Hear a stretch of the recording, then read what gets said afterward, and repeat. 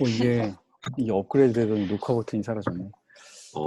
네네. 오늘 잠들기 전 묵상한 구절은요, 신명기 17장 1절부터 13절까지 말씀입니다. 여러분 진짜 신명기 이거 어려운데 이렇게 꾸준히 묵상 같이 하고 있어서 참 힘드실 텐데 좋네요. 네, 그냥 말씀 한 구절. 목사님 설명을 네. 너무 잘해주셔가지고. 예. 네, 그렇습니다. 고마워요. 그냥 말씀 한 구절 읽고 잔다는 느낌으로 우리 이렇게 뭐 공부는 죄송합니다. 아니고. 어제 잠들었습니다. 그래? 괜찮습니다. 진짜 장난으로. 우리 이제 한 절씩 돌아가면서 저, 영철, 홍규, 지훈, 명중, 주의, 세한 이렇게 읽겠습니다. 너희 하나님 여호와께 제물을 드리되 흠이나 결점이 있는 소나 양을 드리지 말라.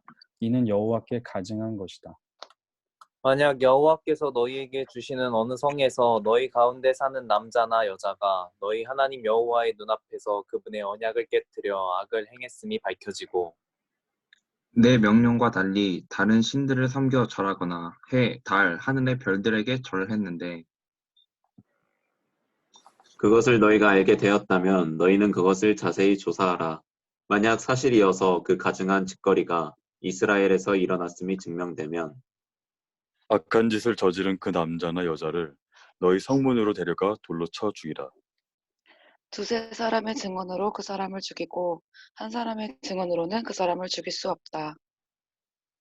그를 죽일 때 그 증인들이 먼저 손을 대고 그 다음에 온 백성이 손을 대라. 이같이 해 너희 가운데 악을 없애라. 만약 너희가 판결하기 어려운 사건이 너희 법정에 올라오면 피 흘린 일이든지 소송이든지 구타한 일이든지 간에 그 사건을 너희 하나님 여호와께서 선택하신 그 장소로 가져오라. 레위 사람들인 제사장들과 그때 업무를 담당하고 있는 재판관에게로 가라. 그들에게 물으면 그들이 판결을 내려줄 것이다. 너희는 여호와께서 선택하신 그 장소에서 그들이 너희에게 주는 그 결정에 따라 행동하라. 또 너는 그들이 내게 알려주는 모든 것대로 지켜 행하라. 그들이 너희에게 가르치는 법도와 그들이 너희에게 주는 결정대로 행동하라. 그들이 너희에게 한 말이나 오른쪽이나 왼쪽으로 벗어나지 말라. 재판관이나 너희 하나님 여호와 앞에서 섬기고 있는 제사장을 무시하는 사람은 죽임을 당할 것이다. 너희는 이스라엘에서 그런 악한 사람들을 제거하라. 그리하면 모든 백성들이 듣고 두려워해 다시는 교만한 마음을 품지 않을 것이다. 아멘. 아멘. 감사합니다. 오늘은 이제 판결에 대한 이야기를 하는데요. 오늘은 저는 세 가지로 좀 나눠서 크게 세 가지로 생각을 해봤어요. 첫 번째는 개인의 판단으로 할 수 있는 일이 있다라고 이제 이야기를 하는 건데요. 그건 뭐냐면 하나님께 제물을 드릴 때 흠이나 결점이 있는 소나 양은 드리지 말라는 거죠. 그러니까 하나님께 제물을 드릴 때 이것이 옳은 것인지 아닌지의 판단, 이 정도의 판단은 개인이 할 수 있다. 라는 것을 이제 먼저 이야기를 해요. 그리고 나서 이제 공동체가 할 수 있는 판단에 대해서 2절부터 이야기를 하는데요. 이게 뭐냐면 공동체가 함께 할 수 있는 판단이 있는데 만약에 하나님께서 주시는 이 성에서 너네가 하나님과의 언약을 깨뜨리고 악을 행했는 게 밝혀졌다. 그게 이제 언약을 깨뜨리는 게 구체적으로 뭐냐면 다른 신들을 섬겨서 해, 달, 하늘의 별들에게 절하는 일이 있을 때 이런 때에는 14절에 먼저 자세히 조사하고 4절에 보니까 그리고 이게 확실히 일어났다는 것을 알려지면 그 남자나 여자를 성문으로 데려가서 돌로 쳐 죽여라. 그러니까 다른 어떤 사람들의 판단이 필요한 게 아니고 만약에 그 언약을 깨뜨리는 우상을 섬기는 일이 분명히 드러났으면 조사하고 공동체 안에서 그들을 데려다가 돌로 쳐 죽이라는 거죠. 근데 이 공동체가 함께 판단을 이렇게 내리면서 사람을 죽이고 말고 하는 데 있어서 중요한 것이 있는데요. 이제 이거는 공동체의 판단으로 결정이 가능한 일인데 이게 왜 중요하냐면 하나님과의 언약이 깨지는 일이라 이제 중요한 거죠. 그 우상을 섬기는 일은 그만큼 막중한 일이니까 모두가 함께 서로를 지켜봐야 된다라는 이야기를 하는 거예요. 그런데 이 공동체의 판단에서 중요한 게 뭐냐면 증인이 필요합니다. 증인. 그래서 6절에서 보면 두세 사람의 증인으로 그 사람을 죽일 수가 있대요. 한 사람의 증언으로는 죽일 수가 없다는 거죠. 이게 이제 그 당시에 이제 법이었어요. 그러니까 공동체의 판단에서는 증인의 역할이 상당히 중요한 거죠. 두세 사람이 내가 쟤 잘못하는 거 봤어라고 말하면 그 사람은 죽을 수밖에 없는 거예요. 이게 참 놀라운 이야기죠. 그런데 이제 또 중요한 것은 뭐냐면 이렇게 두세 사람의 말이면 믿을 수 있는 서로에 대한 신뢰가 있다는 거죠. 이 공동체 안에. 그래서 두세 사람이 증인으로 죽일 때 7절에 보면 증인들이 먼저 손을 대래요. 돌을 던질 때 증인을 했던 너네가 먼저 돌을 던지래요. 그러니까 증인들이 양심의 가책이 없다는 것을 보여주기 위해서 먼저 돌을 던지는 거거든요. 그런데 이 사건이 이제 원래는 서로를 되게 상당히 신뢰하는 공동체가 되라는 말이잖아요. 그런데 이제 나중에 이제 이게 악용이 됐죠. 그 이야기는 조금 이따가 다시 또 봅시다. 세 번째로 이제 판단을 하는 데 있어서 이제 공동체 판단을 넘어서서 지도자의 판단으로 할 수 있는 일이 있대요. 지도자의 판단. 그건 이제 8절에서 뭐라고 얘기하냐면 너희가 만약 판결하기 어려운 사건이 법정에 올라오면 뭐 피 흘린 일이나 소송이나 구타나 이런 일이 있을 때는 하나님께서 선택하신 장소에 와서 레위 사람들인 제사장이나 재판관에게로 가라는 거죠. 그러니까 공동체가 판단할 수 없고 어떤 지도자가 판단할 수 있는 일이 있을 때 그들이 판결을 내려줄 것이라는 겁니다.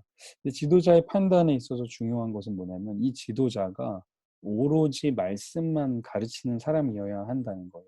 자기 생각대로 하는 게 아니고요.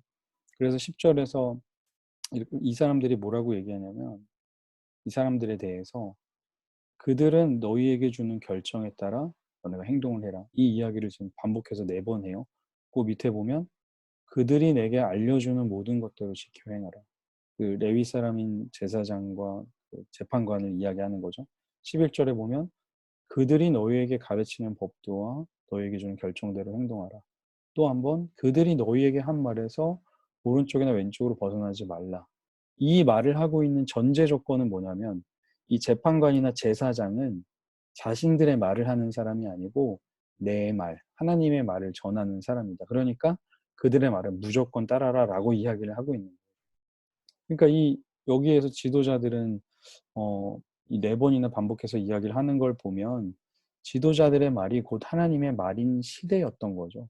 이 지도자들은 자신의 생각을 전하는 사람들이 아니고 하나님의 말씀만 가르치고 있었던 것이 전제가 돼요. 더 중요한 것은 이 지도자의 판단에서 더 중요한 것은 지도자에 대한 신뢰를 다른 사람들이 가지고 있다는 거죠. 그래서 12절에 보니까 재판관이나 제사장을 무시하는 사람은 죽을 거다. 왜냐하면 얘네들은 하나님과 같은 사람이니까. 그래서 그 사람들은 제거해라 라고 이제 이야기를 하는 겁니다. 오늘 이 말씀을 묵상하면서 이 공동체 안에 상당한 서로 간의 신뢰감이 있구나. 이스라엘 공동체는 상당히 서로를 신뢰하는 공동체구나. 한두 사람의 말로 사람 한 명을 죽일 수 있는 거예요. 그리고 지도자들의 말은 무조건 하나님의 말과 같아 라고 모세가 이야기하는 걸 보면 그만큼 그런 신뢰 관계 속에서 세워진 공동체라는 것을 가르쳐 주는 거죠. 그런데 그렇지 않다는 것을 우리가 이 성경의 역사 속에서 분명히 발견한 적이 있었죠. 그게 바로 이제 예수님의 십자가 사건이죠. 가짜 증인을 사가지고 뭐 구약에도 그런 이야기가 있었지만 예수님을 이제 거짓으로 증언하고 거짓으로 때리고 죽이고 지도자들을 신뢰해야 되는데 지도자들이 자기 이익을 탐하고 그러니까 이제 서로를 신뢰할 수 없는 공동체가 된 거죠. 하나님이 원래 창조하신 그 요단강 건너의 삶의 모습은 신뢰가 가득한 사람들의 모임이었습니다. 서로를 신뢰하고 내가 하나님 앞에 드릴 때 내가 나의 양심을 가지고 이제 판단해서 흠이 있는 건 드리지 않겠다. 이건 나만 알 수 있는 거니까 개인의 판단으로 나를 신뢰하고 또 공동체를 서로 신뢰하는 거죠. 증인 두세 사람의 말을 신뢰하고 서로에 대한 신뢰가 있고 지도자가 판단하는 문제에서는 지도자의 말이 하나님의 말이라고 생각하고 지도자에 대한 신뢰가 있는 그런 공동체가 원래 그리스도인의 공동체가 아닌가. 그러니까 우리가 하나님의 모습을 회복한다는 건 진짜 서로 간의 신뢰를 회복하는 그런 공동체가 된다는 것이구나라는 생각을 오늘 말씀을 묵상하면서 하게 됐습니다. 그래서 우리에게 던지고 싶은 질문은 공동체 안에서 서로에 대한 신뢰는 어디에서 오는가라는 질문이에요. 우리는 사실 서로를 그렇게 신뢰할 수 없는 사람들이죠. 그게 맞는 것 같아요. 이미 우리는 이제 안에 죄가 가득하고 내가 나를 믿지 못하는데 어떻게 서로를 믿을 수 있겠어요? 그러니까 우리가 오직 믿을 수 있는 것은 내 안에서 일하시는 하나님. 그래, 저 사람이 저렇게 나쁘게 행동하지만 그러나 그런 저 사람 안에도 하나님의 일하심이 있어 라는 것을 볼 줄 아는 그런 눈을 가지는 거. 그게 그리스도인의 모습이 아닌가 생각을 해요. 그래서 최근에 읽었던 그 스마트폰 일상이 예배가 되다라는 책에서 온라인에서 만나면 사실 좋은 것만 보여주게 되고 내 실수나 나쁜 건 감출 수 있는데 교회란 곳은 실수와 단점들을 다 가지고 만나서 그런 서로를 허용해 주는 곳이 교회 공동체다. 이런 이야기를 봤거든요. 그래서 참 그런 만남이 좀 그립다, 필요하겠다 이런 생각이 들었습니다. 아이고, 예, 그래서 단어가 눌렀네요. 신뢰를 기반으로 세워진 공동체를 회복하는 거, 그게 우리가 이 땅에서 가져야 하는 그런 과제가 아닌가. 나를 신뢰하고 서로를 신뢰하고 지도자를 신뢰하는 그런 우리가 되기를 바랍니다. 네. 일단은 네, 잘 서로 신뢰하시죠? 하나님의 일하심을 신뢰하겠습니다. 맞네요. 우리 하나님의 일하심을 신뢰합시다. 네. 자, 그러면 기도하고 마치겠습니다. 하나님 감사합니다. 하나님께서 약속하신 땅에 들어가는 사람들은 자기 자신을 신뢰하고 또 서로를 신뢰하고 지도자들을 신뢰할 수 있는 공동체였습니다. 그러나 그런 모습이 금방 변질되고 또 죄악으로 가득하게 된 것도 우리가 압니다.